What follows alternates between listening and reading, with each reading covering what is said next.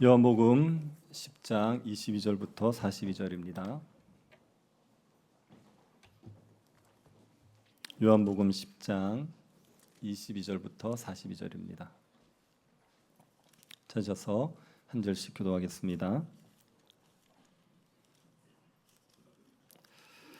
찾으셨으면 교도하도록 하겠습니다. 예루살렘의 수전절이 이르니 때는 겨울이라. 예수께서 성전한 솔로몬 행각에서 거니시니 유대인들이 애워싸고 이르되 당신이 언제까지나 우리 마음을 의혹하게 하려 하나이까? 그리스도이면 밝히 말씀하소서 하니 예수께서 대답하시되 내가 너희에게 말하였을 때 믿지 아니하는도다. 내가 내 아버지의 이름으로 행하는 일들이 나를 증거하는 것이거늘 너희가 내 양이 아니므로 믿지 아니하는도다. 내 양은 내 음성을 들으며 나는 그들을 알며 그들은 나를 따르느니라. 내가 그들에게 영생을 주노니 영원히 멸망하지 아니할 것이요 또 그들을 내 손에서 빼앗을 자가 없느니라. 그들을 주신 내 아버지는 만물보다 크심에 아무도 아버지 손에서 빼앗을 수 없느니라. 나와 아버지는 하나이니라 하신대. 유대인들이 다시 돌을 들어 치려 하거늘 예수께서 대답하시되 내가 아버지로 말미암아 여러 가지 선한 일로 너희에게 보였거늘 그 중에 어떤 일로 나를 돌로 치려 하느냐? 유대인들이 대답하되 선한 일로 말미암아 우리가 너를 돌로 치려 하는 것이 아니라 신성 모독으로 인함이니 내가 사람이 되어 자칭 하나님이라 함이로라. 예수께서 이르시되 너희 율법에 기록된 바 내가 너희를 신이라 하였노라 하지 아니하였느냐? 성경은 패하지 못하나니 하나님의 말씀을 받은 사람들을 신이라 하셨거든. 하물며 아버지께서 거룩하게 하사 세상에 보내신 자가 나는 하나님의 아들이라는 것으로 너희가 어찌 신성모독이라 하느냐? 만일 내가 내 아버지의 일을 행하지 아니하거든 나를 믿지 말려니와. 내가 행하거든 나를 믿지 아니할지라도 그 일은 믿으라. 그러면 너희가 아버지께서 내 안에 계시고 내가 아버지 안에 있음을 깨달아 알리라 하시니. 그들이 다시 예수를 잡고자 하였으나 그 손에서 벗어나 나가시니라. 다시 요단강 저편 요한이 처음으로 세례 베푸던 곳에 가사 거기 거하시니. 많은 사람이 왔다가 말하되 요한은 아무 표적도 행하지 아니하였으나 요한이 이 사람을 가리켜 말한 것은 다 참이라 하더라. 같이 보겠습니다. 그리하여 거기서 많은 사람이 예수를 믿으니라. 아멘. 우리가 코로나 때 손을 열심히 씻었지요. 감염을 막기 위해서 손을 열심히 씻었습니다. 우리는 손으로 병이 감염될 수 있다는 걸 알고 있습니다. 이게 기본적으로 위생을 위해서 손을 씻어야 된다는 거 다 아는 이야기이지요. 그래서 손을 열심히 씻었습니다. 그런데 예전에는 병원에서도 의사들이 수술할 때 손을 씻지 않을 때가 있었습니다. 의사들도 뭐 수술을 하거나 환자를 만질 때 손을 씻어야지 감염을 막을 수 있다. 이것이 인정되지 않던 때가 있었습니다. 병원의 위생 상태가 굉장히 안 좋아서 집에서 치료를 받는 것보다 병원에 가서 치료받으면 사망률이 더 높아지는 거지요. 그럴 때 의사가 수술 전에 반드시 손을 씻어야 된다고 주장한 사람이 있습니다. 헝가리 출신의 이그나즈 제멜바이스라는 의사입니다. 이 사람이 1840년대 오스트리아의 종합병원에서 산부인과 의사로 있었거든요. 근데 그 당시에 산모들이 산후열로 죽는 경우들이 많았습니다. 그래서 왜 그렇게 산모들이 많이 죽을까를 관찰해 보니까 산파들이 산모를 도울 때하고 의대생이 산모를 도울 때하고 의대생이 도울 때가 훨씬 사망률이 높은 거예요. 그래서 왜 의대생이 도울 때 환자들이 더 많이 죽지? 그래서 이제 의대생이 수술 전에 산모를 돕기 전에 뭘 하는지를 봤죠. 보니까 시체 해부학 실습을 하고 그러고 나서 그 손을 씻지도 않고 산모의 출산을 돕는 겁니다. 그래서 그것 때문에 이제 많이 죽는 것 같은 거예요. 그래서 이제 이 제멜바이스가 그 의대생들에게 수술 전에 무조건 손을 씻어라. 산모를 만지기 전에 반드시 손을 씻어라. 그리고 이제 손을 씻기고 그 다음에 출산을 돕게 했더니 출산율이 확 떨어져 버린 겁니다. 그래서 그때부터 제멜바이스가 의사들이 수술 전에 손을 씻어야 된다. 그렇게 강하게 주장했죠. 손을 씻지 않는 의사는 암살자라고 얘기할 정도로 강하게 얘기했습니다. 그랬더니 의사들이 그 말을 받아들인 게 아니라 굉장히 반발을 했습니다. 그러면 지금까지 우리가 환자를 죽였단 말이냐? 손을 씻는다고 환자가 안 죽는다는 근거가 뭐냐? 그 당시는 세균학이 발달되지 않아서 이게 감염이라는 걸 잘 몰랐던 때예요. 그러니까 손 씻는다고 환자가 안 죽어 이 말을 받아들일 수가 없었던 겁니다. 그래서 이 제멜바이스가 의사들의 반발을 하도 많이 받아서 그 병원에서 쫓겨납니다. 그리고 정신적인 문제가 생겨서 정신병원에 갇혀 있다가 거기서 죽게 돼요. 그래서 손 씻자 그래서 죽은 의사가 제멜바에 있습니다. 근데 지금은 이게 세균학이 발달되면서 우리는 당연하게 받아들이거든요. 이게 감염이 될 수 있다. 그래서 손을 씻지요. 그래서 진리로 아주 너무나도 당연한 진리인데 그런데 그것이 안 받아들여지던 그런 때가 있습니다. 지금은 뭐 당연하게 다 받아들이는 거라도 한때는 안 받아들여졌던 게 있죠. 지금도 그렇지 않겠습니까? 지금도 진리라고 아무리 주장해도 사람들이 받아들이지 않는 그런 진리들이 있을 수 있죠. 그럴 때는 어떻게 해야 되겠습니까? 이게 진리인데 사람들이 안 받아들입니다. 그럴 때는 어떻게 사람들이 이게 진리라는 걸 믿게 만들 수 있습니까? 그때는 네 가지를 해줘야 된다고 얘기합니다. 첫 번째는 증거를 제시해줘야 됩니다. 이게 진리라는. 손을 씻으면 그러면 환자들이 잘 죽지 않는다. 이것을 이제 보여줄 수 있는 증거를 제시해 줘야 되는 거죠. 그리고 두 번째는 논리적으로 설득을 해줘야 됩니다. 왜 이게 이렇게 되는지를 논리적으로 잘 설득해 내줘야 되죠. 그리고 세 번째는 신뢰감을 줘야 됩니다. 저 사람의 말은 그래도 믿을 수 있어. 이런 신뢰감을 줄 수 있어야 됩니다. 사람들의 목소리 톤으로도 신뢰감을 주는 경우가 있대요. 그래서 신뢰감을 주는 목소리, 또 신뢰감을 안 주는 목소리가 있답니다. 가는 목소리들 있지 않습니까? 그런 목소리는 별로 신뢰감을 안 준대요. 하나님 살아계십니다. 네. 연기력이 부족해 죄송합니다. 그래서 그런 목소리는 별로 신뢰감이 없대. 근데 이제 중저음의 목소리, 하나님 살아계십니다. 네, 누구 목소리인지 모르겠지만 중저음의 목소리는 굉장히 신뢰감이 있답니다. 그래서 신뢰감을 줘야 된다고 얘기해요. 근데 뭐 신뢰감이라는 게 목소리로 주는 건 아니고 그 사람의 말과 행동이 일치돼야 되죠. 그 사람이 말한 대로 살아가면 신뢰감이 생기는 겁니다. 그런 신뢰감을 줘야 된다. 그리고 네 번째가 뭐냐면 반복입니다. 그 진리를 자꾸만 얘기해 줘야 돼요. 그래야지만 사람들이 믿을 수 있다. 그렇게 얘기하는 겁니다. 그래서 증거를 제시하고 논리적으로 설명하고 신뢰감을 주고 그리고 반복해 주고 그렇게 해야지 진리를 사람들에게 받아들이게 할 수 있다고 얘기하는 겁니다. 그런 측면에서 보면 예수님은 진리를 받아들이게 하기 위해서 필요한 모든 걸 하신 거죠. 예수님이 전한 진리는 예수님이 하나님의 아들이라는 겁니다. 이 진리를 계속 전했죠. 근데 사람들이 안 믿지 않습니까? 그래서 그 사람들이 믿게 하기 위해서 예수님이 네 가지를 다 하신 겁니다. 증거를 제시하셨죠. 예수님이 하나님의 아들이라는 걸 보여주기 위해서 병을 고치시고 그리고 또 귀신을 쫓아내시고 오병이의 기적을 행하시고 무리를 걸으시고 그렇게 하나님의 아들 되심을 보이셨죠. 증거를 제시하셨습니다. 그리고 논리적으로 설득하셨습니다. 예수님이 왜 하나님의 아들인지 구약 성경을 봐라. 나에 대해서 얘기하는 것이 나에 대해서 그대로 내가 그대로 이루지 않았느냐. 그리고 하나님 아버지가 나를 하나님의 아들이라고 말하지 않았느냐. 세례 요한도 나를 하나님의 아들이라고 얘기했다. 그렇게 논리적으로 설명하셨습니다.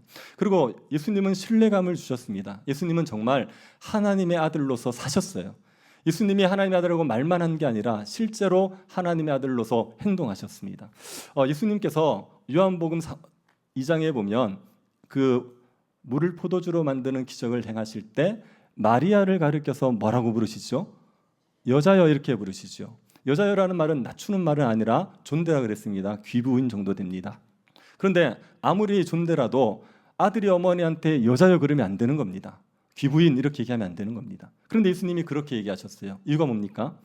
예수님이 하나님의 아들로서 메시아의 공생애를 시작하셨기 때문에 그렇습니다. 그래서 이제 공생애를 시작하셨기 때문에 어머니와 아들 관계가 아니라 메시아와 그의 백성의 관계인 거예요. 그러니까 이제 어머니를 여자여라고 부르는 겁니다. 예수님은 하나님의 아들로서 삶을 사셨어요. 그러니 신뢰감을 주셨죠. 그리고 반복하셨습니다. 하나님의 아들인 걸 여러 번 반복해서 말씀하셨습니다. 사람들이 이 진리를 믿게 하기 위해서 필요한 모든 걸 다 하셨단 말입니다. 그런데 유대인들이 예수님을 안 믿어요. 안 믿으면서 이런 이야기를 합니다.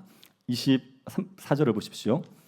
유대인들이 에워싸고 이르되 당신이 언제까지나 우리 마음을 의혹하게 하려 하나이까 그리스도이면 밝히 말씀하소서 하니. 언제까지 우리를 의혹하게 할 겁니까? 언제까지 우리를 헷갈리게 만들 겁니까? 그리스도면 밝히 말해 주십시오. 그렇게 요구를 했습니다. 이 사람들은 예수님이 그리스도인지 아닌지에 대한 확증을 못한 거예요. 그리스도가 아니라고도 얘기하지도 못하고 그리스도가 맞다라고 얘기하지도 못하는 겁니다. 이 상태에서 맞는지 아닌지를 굉장히 헷갈려하고 있는 거지요. 그래서 예수님에게 예수 그리스도가 맞으면 좀 분명하게 얘기해 주십시오. 그렇게 요구를 하시는 겁니다. 교회 안에 성도들 중에도 이러신 분들이 있습니다. 아리까리한 상태에 있으신 분들이 있어요. 그래서 예수님이 그리스도가 맞는지 아닌지를 확실하지를 못하는 겁니다. 아니라고 얘기하지도 못하고 맞다라고도 얘기하지를 못하는 거지요. 그래서 교회 안에 들어오지도 못하고 나가지도 못하고 그리스도를 따르지도 못하고 떠나지도 못하고 그러신 분들이 있습니다. 저도 이 상태를 지나봐서 압니다. 이게 예수 그리스도가 아니라고 맞다고 얘기하지 못하는 그런 상태가 있어요. 그 상태에 있으면 어떻게 되냐면 전도를 못합니다. 사람들에게 예수 믿으십시오, 예수님이 구원자입니다, 이 소리가 안 나와요. 전도가 안 됩니다. 내가 예수님이 메시아라는 확신을 못하니까. 그리고 이런 상태에 있으면요, 주를 위해서 살겠다는 말도 함부로 못합니다. 나는 주를 위해서 죽을 겁니다. 나는 주를 위해서 살겠습니다. 주님의 영광이 제 삶의 목적입니다. 그런 말들을 듣는 것도 어려워하고 하는 것도 힘들어합니다. 그리고 교회를 섬겨도 깊이 못 들어옵니다. 교회를 떠나는 건 아닙니다. 교회 예배에 참석하고 교회 언저리 있긴 하지만 교회 안에 들어오질 않아요. 같은 성도들과 한 몸으로 살아가지 않습니다. 내가 예수 그리스도를 확실하게 믿지 않기 때문에 그리스도의 몸된 교회도 속하고 싶은 그런 마음이 없는 거예요. 그래서 어정쩡한 태도로 있습니다. 교회를 떠나지도 못하고 교회 안에 들어오지도 못하고 그리스도를 따르지도 못하고 떠나지도 못하는 그런 상태에 있게 되는 거죠. 혹시 그런 분들이 혹시 여기 계시면 그러면 오늘 말씀을 통해서 내가 왜 그 상태인지를 점검해 보십시오. 그리고 어떻게 그 상태에서 벗어날 수 있는지를 아시고, 그리고 우리가 예수를 믿게 되면 얼마나 복을 누리는지를 오늘 말씀을 통해서 깨달으시기를 바랍니다. 우선 왜 예수님에 대해서 확실하게 못 믿느냐, 왜 그런 상태가 되는지를 한번 보지요. 유대인들이 예수님에게 그리스도면 밝히 말해 주십시오라고 말할 때가 언제냐면 수전절입니다. 22절 한번 보십시오. 예루살렘의 수전절이 이르니 때는 겨울이라. 예수님이 예루살렘에 올라간 게 장막절입니다. 장막절은 7월 14일부터 7일간입니다. 그리고 수전절이라는 것은 9월 24일, 25일부터예요. 죄송합니다. 장막절은 7월 15일부터 7일간이고 수전절은 9월 25일부터입니다. 그러니까 장막절이 지나고 나서 수전절까지 한 60여일이 시간이 걸리지요. 그때 예수님이 예루살렘에 계셨던 겁니다. 이 수전절은 유대인들이 성전을 정결케 한 것을 기념하기 위해서 지키는 절기입니다. 성경에 있는 절기는 아닙니다. 수전절은. 근데 유대인들의 역사 속에서 만들어졌던 절기가 수전절입니다. BC 2세기경 그때 유대인들이 안티오쿠스 에피파네스 4세라는 셀리오쿠스 왕조의 왕에게 굉장한 박해를 받은 적이 있습니다. 이 안티오쿠스 에피파네스는 다니엘서에 예언되어 있는 인물입니다. 다니엘서 8장 9절 한번 보십시오. 그 중에 한 뿔에서 또 작은 뿔 하나가 나서 남쪽과 동쪽과 또 영화로운 땅을 향하여 심히 커지더니, 여기 보면 작은 뿔이 하나가 등장하지요. 그리고 그 뿔이 굉장히 커집니다. 남쪽과 동쪽과 영화로운 땅까지 영향력을 미칠 정도로 커져요. 여기 영화로운 땅이 이스라엘 땅입니다. 그 이스라엘에까지 힘을 끼칠 정도의 한 작은 뿔 등장하는 거예요. 이 뿔이 안티오쿠스 에피파네스 4세인 겁니다. 이 사람이 무슨 일을 합니까? 10절을 보십시오. 그것이 하늘 군대에 미칠 만큼 커져서 그 군대와 별들 중에 며칠 땅에 떨어뜨리고 그것들을 짓밟고. 이 안티오쿠스 에피파네스가 하늘 군대에 미칠 만큼 커져요. 하늘 군대가 이스라엘 군대입니다. 이스라엘 군대는 하나님의 군대이기 때문에 하늘 군대라고 표현하는 겁니다. 그 하늘 군대, 이스라엘 군대에 미칠 만큼 커져요. 그래서 그 군대와 별들 중에 며칠 땅에 떨어뜨리죠. 지휘관들을 죽이는 겁니다. 그리고 그 군대를 짓밟습니다. 10절도 보십시오. 또 스스로 높아져서 군대의 주제를 대적하여 그에게 매일 드리는 제사를 없애버리고 그의 성소를 헐었으며. 군대의 주제, 하나님을 얘기합니다. 하나님을 대적했습니다. 그리고 하나님께 드리는 제사를 없애버렸지요. 또 성소를 헐었습니다. 이 성소를 헐었다는 것은 성전을 부수었다는 의미보다는 성전을 약탈하고 더럽혔다는 의미입니다. 12절도 보십시오. 그의 악으로 말미암아 백성이 매일 드리는 제사가 넘긴 바 되었고 그것이 또 진리를 땅에 던지며 자의로 행하여 형통하였더라. 이 악으로 말미암아 제사가 폐해지는 거예요. 그리고 사람들이 진리를 던져버리게 만들었습니다. 이 안티오쿠스 에피파네스 4세가 사람들이 율법책을 가지고 있는 것 자체를 금해버렸어요. 율법을 못 지키겠습니다. 그렇게 진리를 땅에 던지게 만들었죠. 이게 다니엘서에 예언이 되어 있었고 그 예언이 이루어집니다. 그래서 BC 2세기경에 이 안티오쿠스 에피파네사스에게 성전이 더럽혀졌습니다. 그때 마카비라는 가문을 중심으로 독립운동이 벌어져요. 그리고 그 독립운동이 성공하면서 다시 성전을 회복했습니다. 성전을 정결케 한 것을 기념하기 위해서 해마다 수전절을 지키는 겁니다. 그게 9월 25일, 그때부터 8일간을 지키게 되는 거죠. 그 수전절 때 예수님께 유대인들이 와서 물은 겁니다. 당신이 그리스도면 우리에게 밝히 말해 주십시오. 예수님이 이들에게 뭐라고 답을 하십니까? 25절 보십시오. 예수께서 대답하시되 내가 너에게 말하였을 때 믿지 아니하는도다. 예수께서 대답하시되 내가 너에게 말하였으되 믿지 아니하는도다. 내가 내 아버지의 이름으로 행하는 일들이 나를 증거하는 것이거늘. 예수님께서 이미 말씀을 많이 하셨어요. 내가 그리스도다, 그렇게 여러 번 말씀하셨습니다. 예수님은 그리스도라는 표현을 직접적으로 사용해서 대중들에게 내가 그리스도라고 말한 적은 없습니다. 예수님이 그 사마리아 여인, 수가성에서 만난 사마리아 여인에게 개인적으로 내가 그리스도라고 얘기한 적이 있고, 나중에 이제 재판 받으실 때 그때 그리스도라는 걸 말씀하신 적 있습니다. 그러나 여러 사람들이 모인 데서, 대중이 있는 데서 내가 그리스도다 이렇게 공개적으로 말씀하신 적은 없어요. 예수님은 그리스도라는 칭호 자체를 안 쓰셨습니다. 왜냐하면 그 당시에 그리스도 그러면 사람들이 정치적인 메시아로 알아요. 군사적인 메시아로 하는 겁니다. 다윗 같은 왕, 이스라엘을 로마의 압제에서 건져줄 왕, 이런 왕으로 아는 거예요. 그러니까 그리스도 그러면 사람들이 오해를 해버려요. 그래서 예수님이 그리스도라는 말을 직접적으로 쓰질 않습니다. 그러나 다른 의미에서 그리스도라는 것을 얘기 많이 하셨습니다. 예수님이 내가 세상의 빛이다, 내가 생명의 떡이다, 선한 목자다, 내가 인자다, 이렇게 하는 게 다 그리스도라는 얘기예요. 예수님이 여러 번 말씀하셨습니다. 그리고 예수님은 하나님의 아들이라는 것을 행하는 일로 증명하셨죠. 맹인의 눈을 고치지 않았습니까? 38년 된 병자를 고치지 않았습니까? 그러니 예수님이 그 아버지의 일을 행하심으로 하나님의 아들 되신다는 것을 증명해 내셨습니다. 보여주셨어요.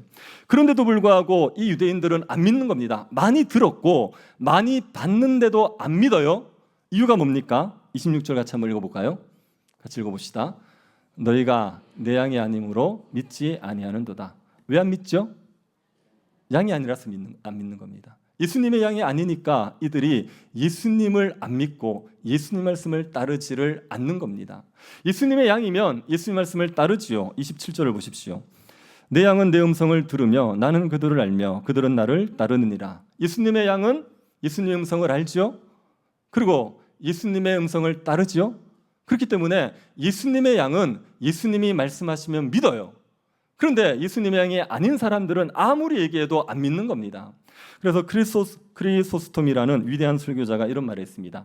유대인들이 예수님을 따르지 않는다면 그것은 예수님이 목자가 아니기 때문이 아니라 그들이 예수님의 양이 아니기 때문이다.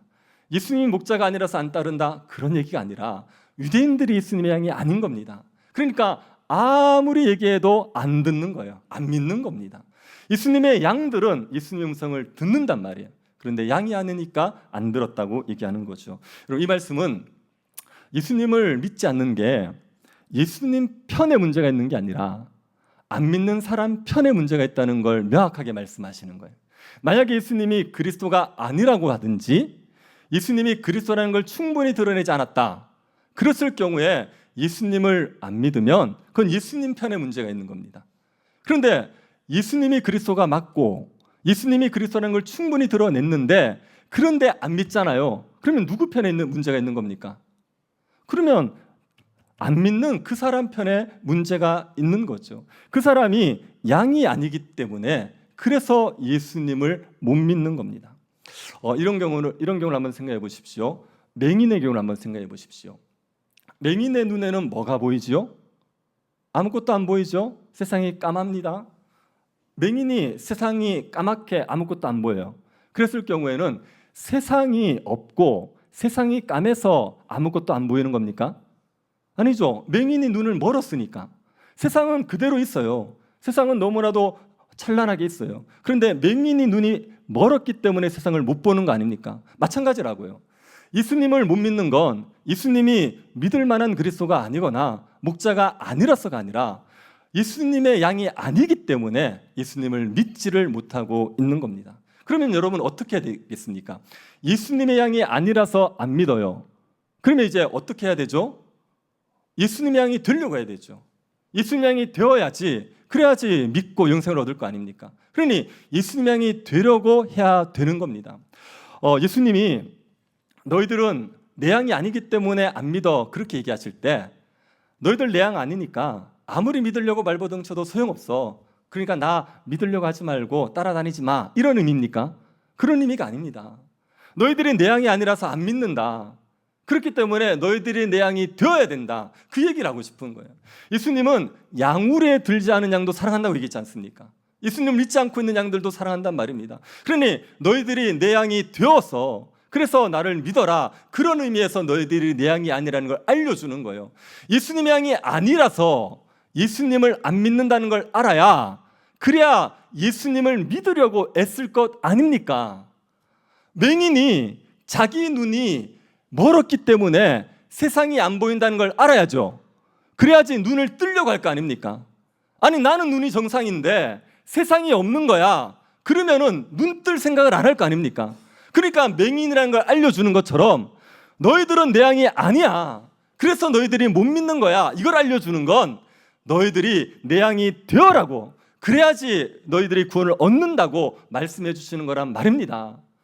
뭔 말인지 이해가 되십니까? 네, 이해가 되시죠?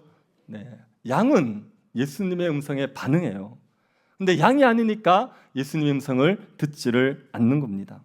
여러분 중에 혹시 예수님이 안 믿어주시는 분들이 있죠? 그런 분들은 내가 양이 아니기 때문에 안 믿어진다는 것을 아시고 양이 되려고 하시면 됩니다. 어떻게 하면 됩니까? 양이 되기 위해서 뭘 하면 되죠? 양이 되고 싶으면 공의롭게 판단하시면 돼요. 정말 공정하게 한번 생각해 보시면 됩니다. 예수님께서 너희들이 내 양이 아니라서 그렇다, 그렇게 이야기하고, 내 양이 되면 내가 영생을 줄게, 그리고 내 양이 되면 내가 영원히 보호해 줄게, 그렇게 얘기하세요. 그리고 예수님이 그럴 능력이 있다는 걸 얘기하기 위해서 예수님이 하나님과 하나라는 걸 얘기하셨습니다. 29절 30절 한번 보십시오. 그들을 주신 내 아버지는 만물보다 크심에 아무도 아버지 손에서 빼앗을 수 없느니라. 나와 아버지는 하나이니라 하신대. 하나님은 만물보다 크십니다. 그래서 하나님의 손에서 그 누구도 하나님의 것을 빼앗지를 못하지요. 하나님의 손에 딱 들어있는데 그걸 빼앗아갈 사람은 아무도 없습니다. 하나님은 만물보다 크시기 때문에. 그런데 그 하나님과 예수님이 하나입니다. 그러면 예수님의 손에서 빼앗아갈 사람이 있겠습니까? 없죠. 아무도 없습니다. 예수님과 하나님이 하나라는 얘기는 예수님과 하나님이 그냥 하나밖에 없다, 한 분이시다. 그래서 예수님과 하나님은 구별되지 않고 하나다, 이런 의미가 아닙니다. 예수님과 하나님은 같은 일을 하시는 하나님이시다, 같은 능력이 있으신 하나님이시다, 같은 영광이 있으신 하나님이다. 예수님과 하나님은 구별되지만 그러나 예수님과 하나님은 같은 영광과 능력을 가지신 하나님이다, 이걸 얘기하는 겁니다. 예수님이 나와 아버지가 하나다고 딱 얘기하니까 유대인들이 예수님을 돌로 딱 치려고 그래요. 그래서 예수님께서 그들에게 말합니다. 31절을 보십시오. 32절을 보십시오. 예수께서 대답하시되 내가 아버지로 말미암아 여러 가지 선한 일로 너희에게 보였거늘 그 중에 어떤 일로 나를 돌로 치려 하느냐? 내가 한 일 중에 무슨 일 때문에 나를 돌로 치려고 하느냐? 내가 너에게 한 여러 가지 선한 일들이 있는데 혹시 내가 뭘 잘못했기 때문에 너희들이 나를 죽이려고 하느냐? 그렇게 얘기하는 거죠. 예수님이 하신 일 중에 돌로 쳐서 죽일 만한 죄가 있습니까? 없습니다. 예수님은 선한 일만 하셨어요. 예수님은 단 하나의 죄도 짓지 않으셨습니다. 이거는 세상 사람들도 인정하는 겁니다. 세상 사람들도 뭐라 그럽니까? 4대 성인 중에 예수님을 한 분으로 놓지 않습니까? 그러니까 세상 사람들도 예수님이 선하다는 걸 인정하는 거예요. 예수님이 한 일 중에 돌로 칠 만한 죄가 조금도 없지요. 그런데 이 사람들이 왜 돌로 치려고 했습니까? 33절을 보십시오.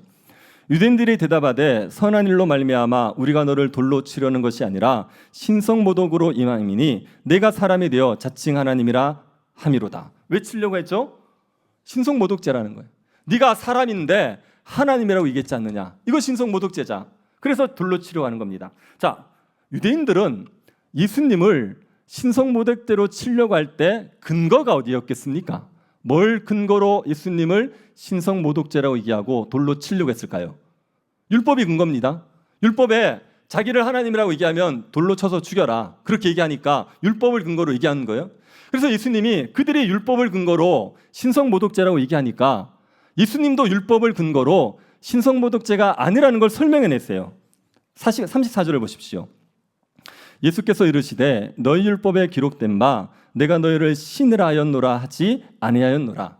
여기에 너희 율법에 얘기할 때는 구약입니다. 구약 전체를 얘기하는 겁니다. 구약 전체에 하나님이 사람을 신이라고 칭한 게 있다는 겁니다. 자, 찍어 보시겠습니까? 어디에 있을까요? 네, 시편에 있습니다. 시편 82편 7절에 있습니다. 82편 7절을 보십시오. 내가 말하기를 너희는 신들이며 다 지존자의 아들들이라 하였으나. 여기에서 시편 82편을 보면 여기에 너희는 누구냐면 재판장들이에요. 재판장들을 향하여서 하나님께서 신들이다, 지존자의 아들이라고 얘기했습니다. 재판장들이 실제로 신이거나 하나님의 아들이거나 그렇진 않아요. 그런데 이제 하나님께서 그들을 높이셨어요. 어느 정도로? 신들처럼, 또 하나님의 아들처럼 높였단 말입니다. 재판장들을 왜 그렇게 높였습니까? 예수님의 말씀이 이렇습니다. 35절. 성경은 패하지 못하나니 하나님의 말씀을 받은 사람들을 신이라 하셨거든. 왜 재판장들을 하나님이 신이라고 얘기했습니까? 뭐를 받았기 때문에요? 하나님의 말씀을 받았기 때문에. 재판장들은 하나님의 말씀을 근거로 재판을 하는 거예요. 그러니까 말씀을 받은 자들이죠. 그들을 하나님께서 어떻게 여겼냐면 신들처럼 여겨주신 거예요. 신들처럼 높여주신 겁니다. 자, 그렇다면 하나님이 성경에 하나님이 말씀을 받은 자들을 신들처럼 높인 일이 있었죠. 그러면 하나님의 말씀 자체인 예수님이 자신을 하나님의 아들이라고 말하는 건 신성모독입니까? 아닙니까? 아니죠. 맞죠? 논리적으로 말이 맞잖아요. 율법에 말씀을 받은 자들, 그들을 신이라고 하나님께서 인정해 주실, 높여 주실 정도로 얘기했다면 그 말씀 자체이신 예수님을 하나님의 아들이라고 말하는 건 당연하죠. 이거는 신성모독이 아니란 말입니다. 그래서 예수님이 율법적으로도 자신이 하나님의 아들이라고 말한 게 이건 신성모독이 아니라고 설명해 내신 거예요. 그러고 나서 예수님이 이렇게 얘기하는데도 불구하고 이들은 예수님을 여전히 죽이려고 그래요. 그래서 예수님이 이들에게 얘기합니다. 37절 38절. 만일 내가 내 아버지를 행하지 아니하거든 나를 믿지 말려니와 내가 행하거든 나를 믿지 아니할지라도 그 이름 믿으라. 그러면 너희가 아버지께서 내 안에 계시고 내가 아버지 안에 있음을 깨달아 알리라 하시니. 예수님이 뭘 요구하시냐면 행위를 보고 판단을 하라는 겁니다. 내가 아버지의 일을 행하지 아니하거든. 예수님이 하나님의 일을 행하지 않으면 예수님이 하나님의 아들인 걸 믿지 말라는 겁니다. 당연하죠. 그런데 내가 행하거든, 아버지의 일을 행하면, 그러면 나를 믿지 아니할지라도, 내 말은 믿지 못하더라도 내 행한 그 일을 보고 믿으라는 거예요.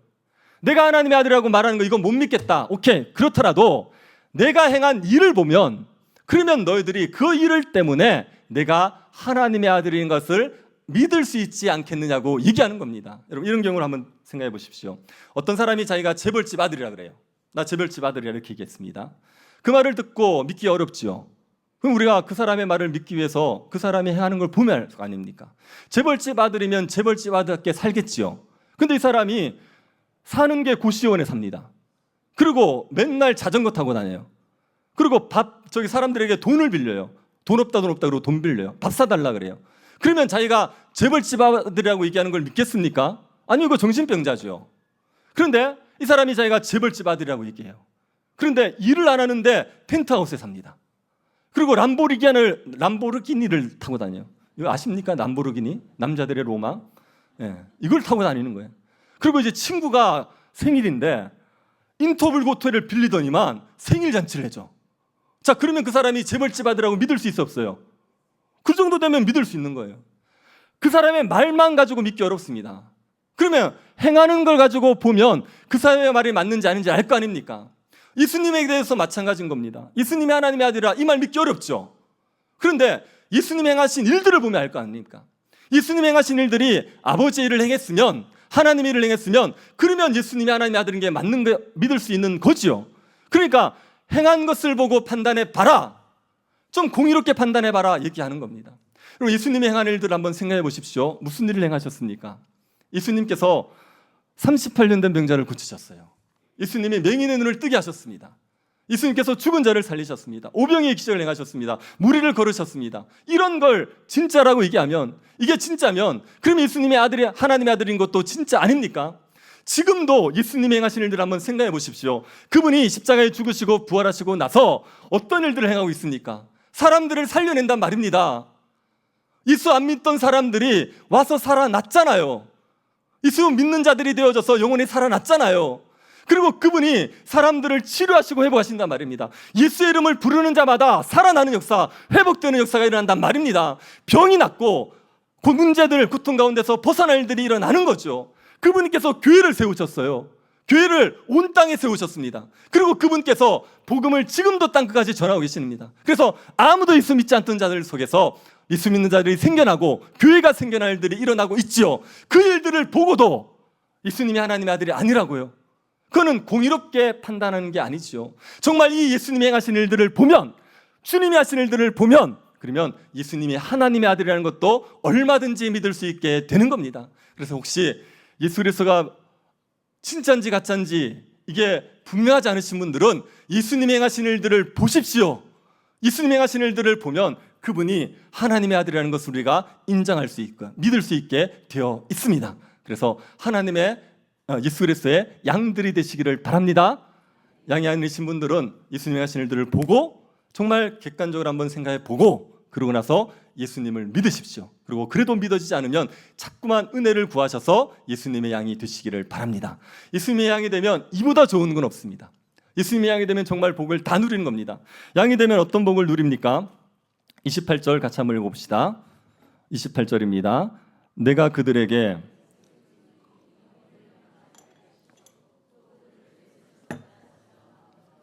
예수님의 양이 되면 뭐를 얻습니까? 영생을 얻죠. 예수님의 양들은 영생을 얻습니다. 자, 영생이라는 것은 우리가 안 죽고 영원히 산다 이게 아니라 영생은 하나님과 예수 그리스도를 아는 것입니다. 그래서 영생은 하나님과 교제하는 거예요. 예수 그리스도와 교제할 수 있는 겁니다. 하나님과 단절되었던 사람들이 하나님과 교제하는 삶을 살아가는 게 영생이란 말입니다. 그러면 예수 믿는 사람들은 영생을 언제 누리죠? 죽어서 누립니까? 믿는 순간 누립니까? 믿는 순간 누리죠. 예수님과 교제하는 삶이 영생이라면 예수 믿는 사람들은 예수를 믿는 순간 영생을 누리는 겁니다. 그 죄로 인하여 단절되었던 하나님과의 교제가 회복되는 거예요. 하나님과 교제할 수 있게 되는 겁니다. 그래서 그러다가 죽으면, 그러면 영원히 낙원에서 하나님과 함께하면서 영생을 누리는 거예요. 예수님 다시 오시면요, 몸이 부활하여 몸과 영혼이 함께 새하늘과 새 땅에서 영생을 누리게 되는 겁니다. 그래서 예수 그리스도를 믿는 순간 영생이 시작됩니다. 우리가 죽으면 영원히 영생을 누리고 그리스도 오시면 몸과 영혼이 함께 영생을 누리게 되는 겁니다. 이 영생의 복을 누리게 되면요, 그 사람에게 말할 수 없는 기쁨과 평강이 있는 거예요. 이 영생의 복 때문에, 하나님과 교제하는 것 때문에 말할 수 없이 행복해지는 겁니다. 회심한 사람들의 경험을 보면 똑같아요. 회심을 한 사람들이, 예수를 믿은 사람들, 예수님의 양이 된 사람들, 그 사람들은 고백이 뭐냐 하면 세상이 달라 보이더라는 겁니다. 예수님을 믿기 전의 세상과 믿고 난 세상이 똑같아요. 자기가 살고 있는 환경이 안 바뀌었단 말입니다. 그런데 예수님을 딱 믿고 나면, 하나님의 아들로 믿고 양이 되고 나면, 그러면 세상이 달라 보이는 겁니다. 그렇게 잿빛이던 세상이 너무나도 아름답게 보이는 거예요. 너무나도 괴롭고 우울했던 세상이 너무나도 행복하고 너무나도 평강의 세상으로 보이는 겁니다. 꽃들도 새들도 달라 보이는 거예요. 어떤 분이 감옥에서 열심을 했는데, 감옥에서 예수 믿고 나니까 그 감옥 들판에 있던 꽃이 달라 보이더라는 거예요. 똑같은 꽃이었는데 그전에는 꽃이 시들시들 비실비실한 거예요. 꽃이 시들한 게 아니라 자기 마음이 시들한 거죠. 그런데 예수 딱 믿고 나니까, 하나님과의 교제가 회복되어지고 나니까, 그러니까 끝꽃이 너무 예뻐 보이더라는 겁니다. 옆에 있는 분 한번 보십시오. 옆에 있는 분이 예뻐 보입니까? 시들해 보입니까? 너 옆에 있는 사람의 문제일 수도 있지만 꼭 그 문제만은 아닙니다. 예. 여러분의 문제예요. 여러분의. 하나님과의 교제가 회복되어서 너무 행복한 사람은 다 행복합니다. 뭐 이렇게 꼭 그런 건 아니지만 자꾸 이렇게 교회 와서 불편하시는 분들이 있어요. 아유, 목사님 뭐 어떻고 뭐 또 목사님 왜 그렇게 잘생겼어요? 뭐 불편해. 막 그렇게 불편하시는 분들이 있어요. 불평이 많은 사람들은요, 자기가 지금 지옥인 거예요. 다 마음에 안 드는 겁니다. 그런데 자기 마음이 천국이면 다 예뻐 보이는 거예요. 다 좋아 보이는 겁니다. 너무 감사한 거예요. 예수를 믿고 나면 그 영생의 복 때문에 삶은 안 바뀌었는데, 환경은 안 바뀌었는데 하나님과의 교제가 회복되고 나니까, 그러니까 내 마음의 천국이 와버리는 거예요. 그게 영생의 복으로 우리가 행복해지는 이유인 겁니다. 그 영생의 복은요, 그 누구도 못 뺏어갑니다. 28절 다시 한번 보십시오. 내가 그들에게 영생을 주노니 영원히 멸망하지 아니할 것이요 또 그들을 내 손에서 빼앗을 자가 없느니라. 이거 한번 따라하세요. 내 손에서 빼앗을 자가 없느니라. 네, 이거 자꾸 반복하십시오. 예수님의 손에서 우리를 빼앗을 자가 없습니다. 그래서 영생의 복을 그 누구도 못 뺏어간단 말입니다. 우리가 영생의 복을 누리지 못하도록 방해하는 것들이 있을 수 있죠. 대적들, 사탄이 우리의 영생의 복을 방해할 수 있습니다. 우리가 영생의 복을 못 누리도록 우리를 해방할 수 있어요. 우리가 영생의 복을 못 누리도록 죄가 우리를 방해할 수 있습니다. 죄를 지어서 하나님과의 교제를 못 누리게 될 수도 있죠. 그리고 환난 때문에 영생의 복을 잃어버릴 수도 있어요. 그런데 우리가 예수 그리스도 안에 있다면 그 누구도 우리에게서 영생의 복을 빼앗아갈 수가 없습니다. 무엇이 그리스도 안에 있는 것을 건드립니까? 그리스도께서 만물보다 크신 분이신데, 그분이 하나님이신데 하나님의 손에 있는 자들을 누가 건드린단 말입니까? 그래서 어떤 것도 그리스도 안에 있는 예수 그리스도의 양의 영생의 복을 빼앗을 수가 없습니다. 그래서 사도 바울이 그런 고백을 하는 겁니다. 로마서 8장 31절 우리 같이 한번 읽어봅시다. 8장 31절 그런즉 이 일에 대하여 우리가 무슨 말 하리요? 만일 하나님이 우리를 위하시면 누가 우리를 대적하리요? 하나님 우리를 위하시는데 누가 우리를 대적합니까? 사탄이 우리를 대적한다고 우리가 실패하겠습니까? 우리가 영생의 복을 빼앗겠습니까? 그런 법 절대로 없습니다. 하나님이 우리를 위하시는데 사탄도 우리를 대적할 수가 없지요. 33절 34절도 보십시오. 같이 읽겠습니다. 누가 능히 하나님께서 택하신 자들을 고발하리요? 의롭다 하시는 하나님이시니 누가 정죄하리요? 죽으실 뿐 아니라 다시 살아나시는 그리스도 예수시니 그는 하나님 우편에 계신 자요 우리를 위하여 간구하시는 자신이라. 누가 우리를 고발합니까? 누가 우리를 정죄합니까? 우리가 죄를 지었다고 해서 우리가 고발을 당하고 우리가 정죄를 당합니까? 아니요, 하나님이 우리를 의롭다 하셨단 말이에요. 최종 법정에서 판결할 수 있는 그 하나님이 우리를 의롭다고 인정하셨는데 누가 우리를 고발합니까? 누가 우리를 정죄합니까? 우리를 위해서 십자가 죽으신 예수 그리스도가 하나님 보좌 우편에서 우리를 위해서 중보기도 하고 계시는데 우리의 죄 때문에 우리가 영생의 복을 놓친다고요? 못 누린다고요? 그런 일이 없다는 거예요. 35절도 보십시오. 같이 읽겠습니다. 누가 우리를 그리스도의 사랑에서 끊으리요? 환난이나 공고나 박해나 기근이나 적신이나 위험이나 칼이라. 누가 우리를 그리스도의 사랑에서 끊겠습니까? 환난이 온다고 해서 육체적인 고통이 온다고, 정신적인 고통이 온다고, 우리에게 헐벗음이 있고 우리에게 굶주림이 있고 우리에게 칼의 위협이 있다고 해서 우리가 영생의 복을 잃어버리겠습니까? 어떤 고난이 와도 그리스도께서 우리를 붙드실 건데요. 그리스도 안에 있는 우리를 그 누구도 해할 수 없는데요. 누가 우리에게서 영생의 복을 빼앗아갈 수가 있습니까? 고난조차도 우리에게서 영생의 복을 빼앗을 수가 없습니다. 그래서 예수님의 양이 되면 영생을 누린단 말이에요. 이것도 어떤 누구도 건드릴 수 없는, 빼앗기지 않는 이 영생의 복을 반드시 누리며 살아갈 수 있게 되어 있습니다. 여러분이 예수님의 양이 되셨습니까? 정말 예수님의 양이십니까? 영생의 복을 빼앗기지 마십시오. 인상을 펴십시오. 네. 영생의 복을 빼앗기지 마십시오. 누가 여러분을 건드립니까? 우리가 그리스도의 양인데요. 그리스도의 손 안에 있는데요. 아무도 우리를 건드릴 수 없고 아무도 우리를 해할 수 없습니다. 우리가 이 땅에서 영생의 복을 누리고 주님의 나라에서 영생의 복을 누리도록 그리스도가 끝까지 우리를 지켜가시고 붙들어 가시게 되어 있습니다. 그러니까 그 하나님으로 그리스도로 말미암아 영생의 복을 빼앗기지 마시고 살아가십시오. 여러분이 영생의 복을 풍성히 누리기 위해서 한 가지 하실 것은 그리스도를 따르십시오. 예수님의 양은 예수님의 음성을 알지요. 성경을 안 보시는 분들은 양이 아닙니다. 네, 제가 지금 분명하게 말씀드립니다. 성경을 안 보시는 분들은 못 보시는 거예요. 성경이 재밌으면 보십니다. 드라마 재밌으면 시간 내서 보시죠. 성경도 재밌으면 본단 말이에요. 성경을 못 본다는 얘기는 예수님의 양이 아니란 얘기예요. 그러면 예수님을 따르고 있는 게 아닙니다. 예수님의 양이면 성경을 봐요. 그리고 예수님의 양이면 그 성경을 따라요. 말씀을 따라요. 그러면 영생의 복을 풍성히 누리게 되는 겁니다. 여러분이 예수 그리스도의 양으로서 영생의 복을 풍성히 누릴 수 있도록 그리스도를 따라 살아가시기를 바랍니다. 그리고 한 가지만 더 하십시오. 여러분, 예수님을 전하십시오. 예수님을 여러분이 전하면 여러분이 능력이 없어 보여도 여러분의 전하는 것 때문에 예수 믿는 사람이 생겨나게 되어 있습니다. 예수님이 열심히 설명했는데 이 사람들이 예수님 돌로 치려고 그랬습니다. 그래서 예수님이 예루살렘을 벗어나세요. 떠나십니다. 그러고 나서 예수님이 어디로 가시냐면 세례 요한이 세례를 주기 시작한 곳으로 가셨어요. 거기에 갔더니만 그곳에 있는 사람들이 예수님을 믿습니다. 예수님이 거기서 수많은 기적을 행하거나 이런 게 아닙니다. 근데 예수님이 가서 하나님의 아들이라고 얘기했는데 그걸 믿는단 말이에요. 그들이 왜 믿었습니까? 41절 한번 보십시오. 많은 사람이 왔다가 말하되 요한은 아무 표적도 행하지 아니하였으나 요한이 이 사람을 가르쳐 말한 것은 다 참이라 하더라. 이 사람들이 왜 믿었죠? 세례 요한의 전한 말 때문에 믿은 거예요. 세례 요한은 표적을 행한 게 있습니까? 없습니까? 없어요. 세례 요한은 아무 표적을 행하지 않았습니다. 그냥 하나님 말씀을 전하기만 했습니다. 그런데 그 세례 요한의 말을 믿고 예수님을 믿은 사람들이 생겨난 거죠. 그래서 여러분, 우리가 기사와 표적을 행하지 못하더라도, 우리가 사도처럼 안전병을 일으키지 못하더라도 우리가 복음을 바르게 전하면, 그러면 우리가 전하는 복음 때문에 예수 믿는 자들이 생겨나게 되어 있습니다. 양들은 예수님 음성을 들어요. 여러분이 잘 전하나 못 전하나 여러분의 말이 하나님의 말이면, 그러면 양들은 듣고 반응하게 되어 있단 말입니다.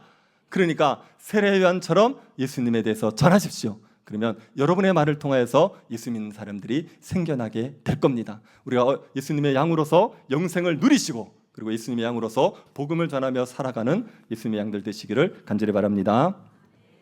자비하신 하나님, 우리에게 은혜를 베풀어 주셔서 감사드립니다.